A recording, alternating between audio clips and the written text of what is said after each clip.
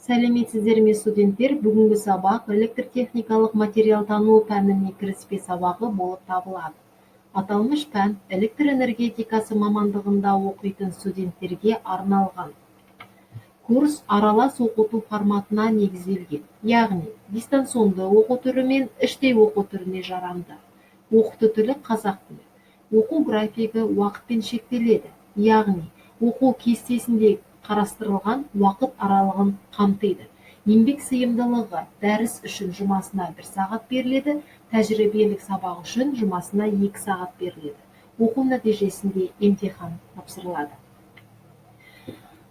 Аталмыш курсқа қойылатын алғышарттар аталып өткендей, электр энергетикасы мамандығының 2-ші курс студенттеріне негізделген.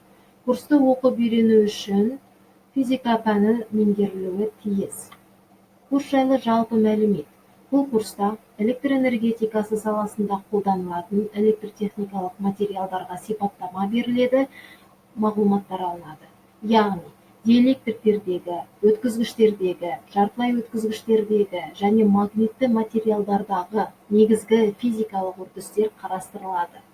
Сонымен қатар, материалдарға магниттік, электр және жылу өрістері әсер еткен жағдайда пайда болатын құбылыстар сипатталады.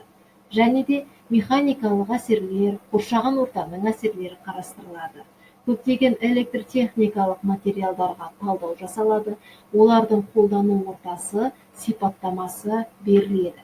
Пәнді оқып үйрену нәтижесінде сіз, біріншіден, электр энергетикасы саласында қолданылатын материалдарды қолданысына қарай ажырата аласыз. Екіншіден, материалдардың құрылымдары мен негізгі қасиеттерін білесіз. Үшіншіден, электротехникалық материалдарды дұрыс таңдай білесіз. Төртіншіден, заманауи электротехникалық материалдардың қасиеттері мен қолданыс аймағын танып білесіз. Сонымен қатар, өз бетіңізше материал таңдау барысында туындаған сұрақтарға жауап бере аласыз. Және материалды қолдану барысында пайда болған мәселелерді шеше аласыз.